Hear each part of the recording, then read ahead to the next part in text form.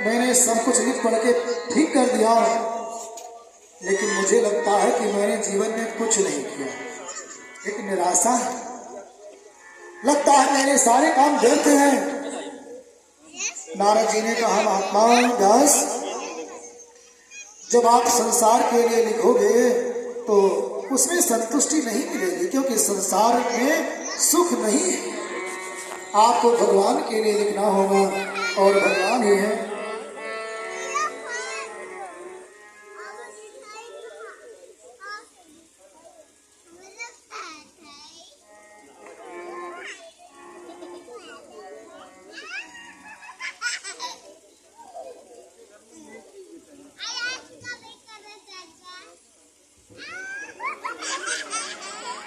मेरु राधा रमण गिरधारी, गिरधारी श्याम बनवारी। मेरो राधा रमण गिरधारी, गिरधारी श्याम बनवारी। ओ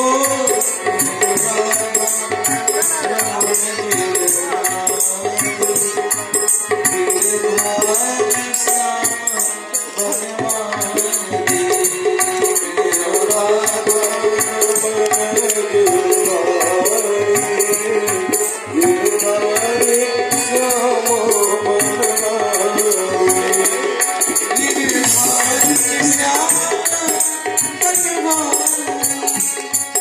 गिरधारी श्याम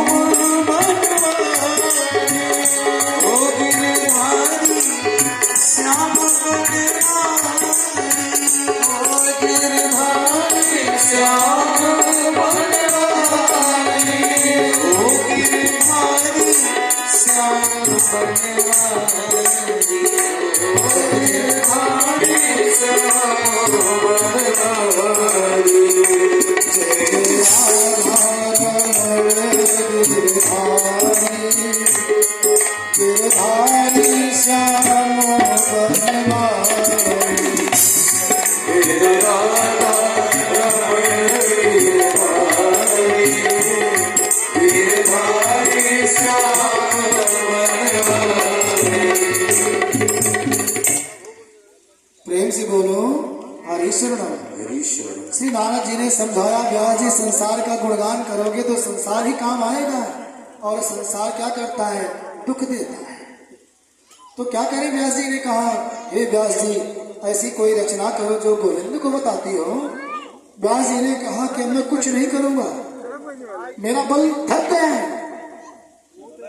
नारद जी ने कहा, कितने जल्दी थक जाओगे? अभी संसार का कल्याण नहीं किया और ऐसे कैसे थक जाओगे? तुम्हें तो बहुत काम करना है। नारद जी ने अपनी कहानी सुनाई। बोले कि मैं दासी का पुत्र हुआ करता था, दुख में जीवन करता था। मेरी माता विधवा थी, मेरे पास कुछ नहीं था, केवल संतों का संग हो गया। उनके साथ मिलकर के भगवत गुणगान किया, भगवान के नाम लेने का गुण मुझमें आ गया, और तपस्या करके देखो दोबारा जन्म हुआ तो मैं क्या बन गया हूँ? ब्रह्मपुत्र नारद बन गया हूँ, देव ऋषि नारद बन गया हूँ। और देखो, कहा एक विधवा के यहाँ पलने वाला, दूसरे के यहाँ सेवा करने वाला, दासी का लड़का, और कहा ये ब्रह्मा का पुत्र बन करके तुम्हारे सामने बैठा है। क्या मतलब है? कैसे हुआ? कहते हैं, जब आप भगवान का भजन करोगे, संतों का संग करोगे, तो कोई काम कठिन नहीं है। इसलिए प्रभु को हृदय में बसाओ, और तुम भी भगवान के कोई चरित्र को गुणगान करो। देवदत्त विमान वीणा सर ब्रह्म विभूषिता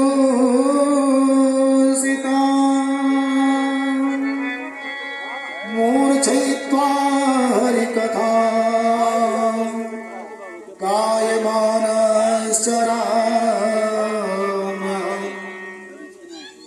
ये भगवान ब्रह्मा के द्वारा दी हुई वीणा को लिए रहता हूँ और हर गुणगान करते हुए टहलता रहता हूँ। इसलिए व्यास जी मन में निराशा और जब निराशा मन की खत्म हो जाएगी तो तुम्हारा भी कल्याण हो जाएगा। श्री व्यास जी के मन में शक्ति आई, शक्ति प्राप्त हुई, और जब शक्ति प्राप्त हुई तो तैयार हो गए। ध्यान किया भगवान का। श्री नारद जी ने भागवत कथा सुना दिया। श्री व्यास जी के हृदय में सारी कथा प्रकट हो गई और हम सबके लिए प्रस्तुत कर दिया। बोलो भागवत भगवान की जय हो। 18,000 श्लोकों वाली 335 अध्यायों वाली साक्षात भगवत स्वरूपा श्रीमद् भागवत हम सबके लिए प्रस्तुत हो गई। मुझे कौन पूछता, दो लाइन थोड़ा गुनगुनाते मेरी हैं। बंदगी से पहले नारद जी ने कहा मुझे कोई नहीं पूछता था कि जब मैंने भगवान का भजन नहीं किया था।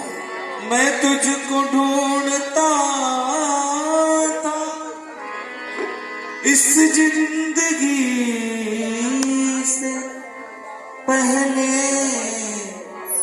मुझे कौन पूछता था मेरी बंदगी से, मुझे कौन पूछता था मेरी बंदगी से पहले, मैं तुझको ढूंढता था,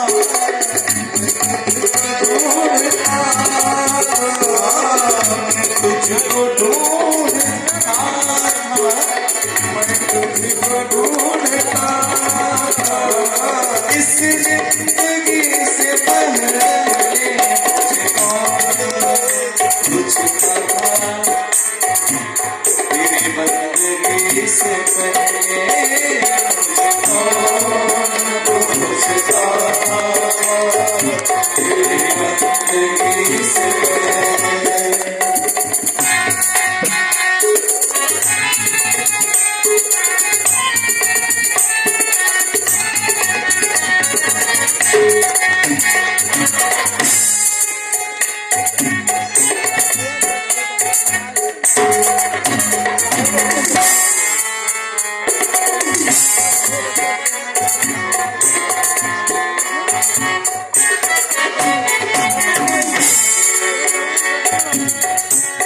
तूने भर दिए हैं मोती, मेरी बढ़ गई है कीमत, मेरी बढ़ गई है कीमत, तूने भर दिए हैं मोती, मेरी बढ़ गई है कीमत, तूने भर दिए हैं मोती, मेरी जिंदगी की ऐसी जैसे खासी को, मेरी जिंदगी की ऐसी जैसे खासी को होती, मुझे आया हुआ दिया, मुझे आया हुआ दिया, तेरे बंदगी मुझे आया हुआ दिया, तेरी बंदगी से पहले,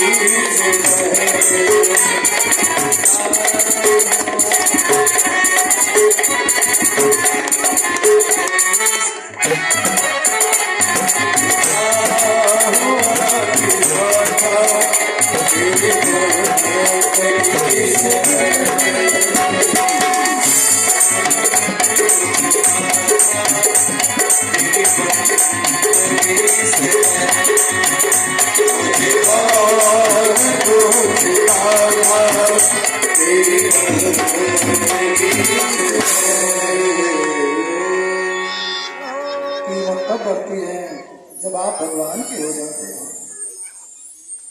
श्री सोनक ऋषियों ने पूछा, महाराज ये कथा कहाँ से प्रारंभ हुई? श्री सुखदेव जी ने राजा परीक्षित को कथा क्यों सुनाई और इस भागवत को किसने किसने सुना? कहते हैं जब भागवत की रचना हो गई तो श्री व्यास जी ने अपने पुत्र श्री सुखदेव जी को ये कथा सुनाई, क्योंकि परमहंस संहिता भी है। श्री भागवत जी का नाम है परमहंस संहिता, तो परमहंस श्रोता भी चाहिए। तो श्री सुखदेव के सिवा ऐसा कोई श्रोता नहीं था अपने पुत्र सुखदेव जी को ये कथा सुनाई। और श्री सूत जी महाराज कहते हैं कि जब ये कथा श्री सुखदेव जी को सुनाई तो उस समय की स्थिति विचित्र थी। महाभारत के चरित्र में ले जाते हैं, पुरानी कथा बताते हैं, क्योंकि जहां से कथा का उद्गम है, जहां से कथा शुरू होती है। यदा मृधे कौरव सृंजयान वीरे स्वथो वीर गतम गदेशो, ये महाभारत के अंतिम छोर में ले जाते हैं। महाभारत के अंतिम भाग से कथा क्यों प्रारंभ कर रहे पता है? सोचा श्री सूत जी ने कि जब महाभारत को हम खत्म कर देंगे तभी भागवत कथा हो सकती है। जजमान जी, जब तक मन में या घर में महाभारत चलता रहेगा ना, तब तक भागवत कथा नहीं हो पाती है। महाभारत माने युद्ध। भैया रोज महाभारत करते हैं घर में, महाभारत ठाने लोग कहते नहीं है। तो जब अपने अंतर द्वंद्व, अंतर के झगड़े, अंदर ईर्ष्या, द्वेष, कलह, मार काट की भावना ये जब समाप्त होगी तब भागवत होती है। मानो यहाँ पर बता रहे हैं कि महाभारत का युद्ध समाप्त होता है तब भागवत शुरू होती है। इसीलिए महाभारत के अंतिम भाग की बात कर रहे हैं।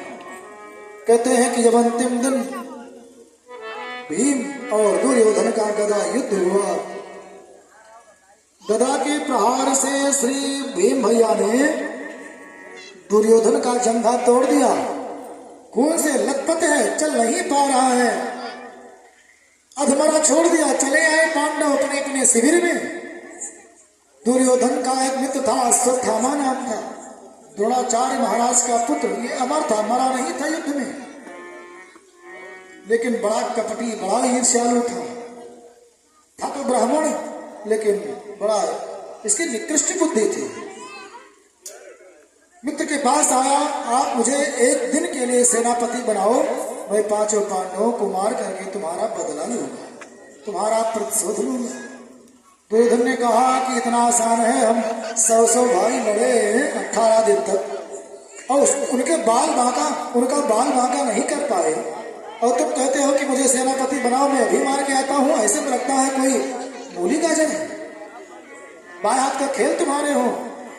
अश्वत्थामा ने कहा बाएं हाथ का खेल ही है, मेरे पास बहुत कपट छल आता है, मरता क्या न करता। दुर्योधन ने कहा कि अब हम मर ही रहे हैं, तुम्हारी मर्जी जो करो। अपने शरीर के अंगों का खून ही लेकर के और अश्वत्थामा को तिलक किया, जाओ तुम सेनापति बन गए। अश्वत्थामा नीच बुद्धि का आया हो, रात में सोते हुए पांडवों को मारना चाहता है, लेकिन पांडव आज दूसरे शिविर में थे। पांडवों के द्वारा उत्पन्न द्रौपदी देवी के 5 पुत्र उनकी सैया पर सो रहे थे। 5 का सिर काट लिया, सिर काट लेकर के गया, भैया देखो मित्र, मैं तुम्हारा प्रतिशोध लेकर के आ गया। दुर्योधन को बड़ा आश्चर्य हुआ, ये इतना जल्दी महाभारत खत्म करके आ गया, दिखाओ तो। रात बीतने वाली थी, उसने ध्यान से देखा तो ये तो द्रौपदी के 5 पुत्रों के सिर थे। व्याकुल होकर के रोने लगा, मित्र तुमने अनर्थ कर दिया, यही सब बचे थे जो हमको तिलांजल देते, पानी देते, बाद में तुमने उनका भी नाश कर दिया। किया तो चलो कोई बात नहीं, 5 पांडव जीवित है, तुम जान लो, अब तुम्हारी खैर नहीं है। अश्वत्थामा डर के मारे वहां से भागा। यहाँ प्रातः काल हुई, देवी द्रौपदी की आंख खुली, सोचा लाओ बालकों को जगाती हूँ। सिर को सहला करके माता का वात्सल्य दिखाते हुए बड़े प्रेम भाव से देवी द्रौपदी जब जगाने के लिए गई, चादर हटाया, मस्तक को सहला करके जगाना चाहा तो हाथों में मस्तक ही नहीं आया, बिना सिर के ही शरीर पड़ा है। चादर हटाई, ध्यान से देखा, खून से लथपथ बिना सिर के रुंड पड़ा हुआ है। धीरे धीरे करके 5 चादर उड़ाया, हटाया और 5 चादर उघाड़ करके देखा, 5 के 5 सिर गायब थे। दहाड़ मार करके एक गाय के समान चिल्लाती हुई देवी द्रौपदी धरती पर गिर गई।